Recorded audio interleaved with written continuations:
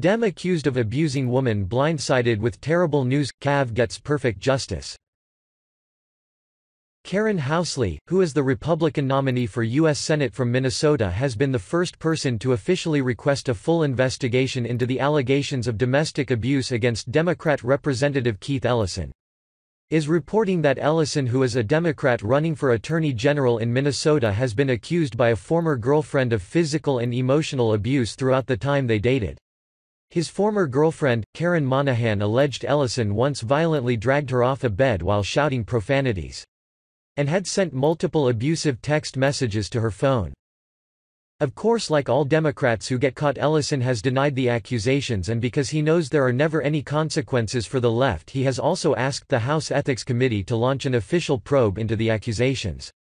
Minnesota's Democrat Party has also commissioned an investigation.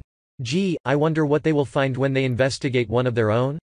Especially considering this is the part who looked up to Ted Kennedy for 50 years after he left a young woman to drown in a car he was driving. Here is more on this via.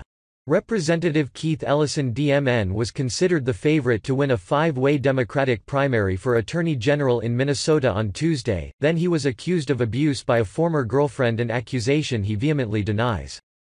On Saturday night, the son of Ellison's ex-girlfriend Karin Monahan wrote a lengthy Facebook post saying that he saw a video of Ellison grabbing his mother and swearing at her in a bedroom.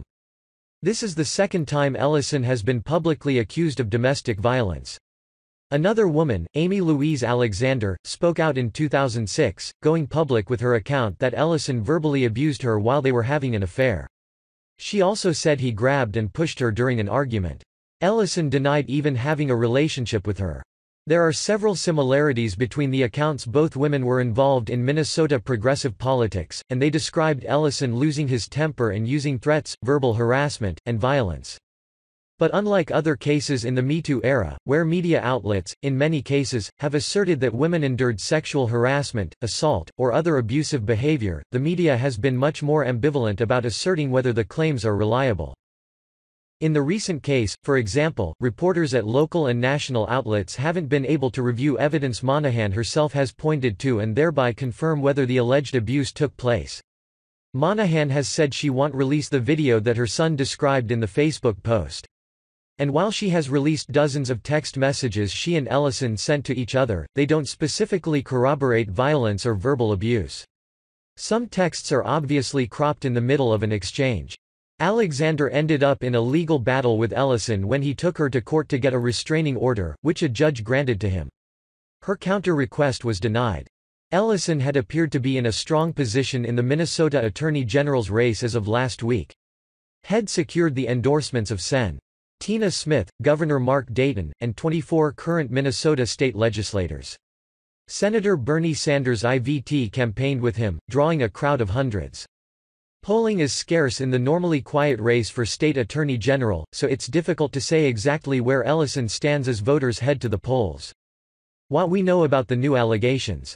On Saturday night, Austin Monahan, the son of Ellison's ex-girlfriend Karin Monahan, wrote on Facebook that had seen video of Ellison abusing his mother. Karin Monahan had been posting for weeks on social media about an abusive relationship in her past, but she hadn't named the man. She confirmed her son's statement in a Sunday tweet, mentioning Ellison and adding, "You know you did that to me." Ellison confirmed he was in a relationship with Monahan in a two-line statement, but he denied ever abusing her or that a video of such abuse existed. "Karin and I were in a long-term relationship which ended in 2016, and I still care deeply for her well-being," Ellison said in the statement.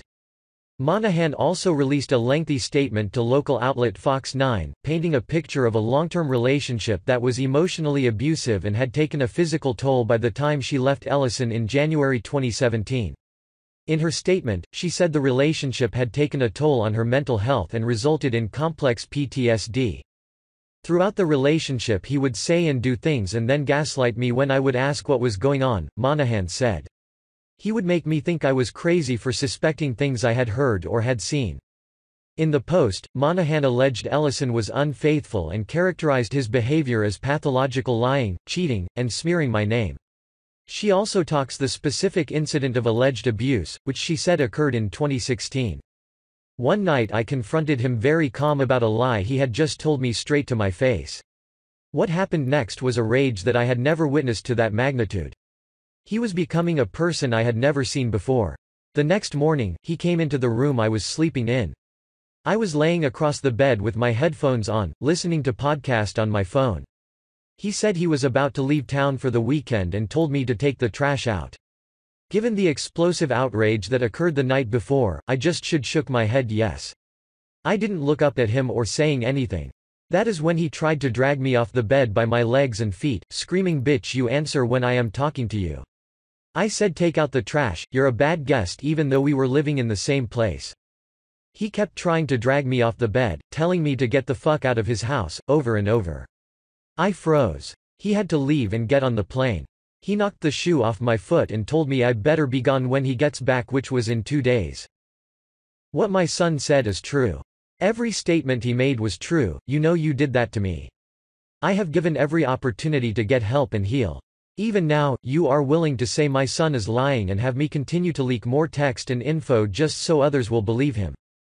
Democrats in Minnesota are very concerned about this whole Ellison mess. They know perfectly well that it could affect their chances in November to take the Attorney General's office, which they have held for over 4 decades.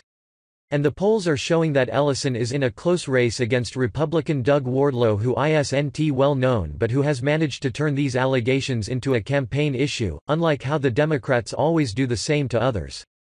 Isn't it great to see the Republicans finally giving the Democrats some of their own medicine? After years of abuse from the left, the right has finally learned from them, and have even perfected their tactics to a measure they can't even believe.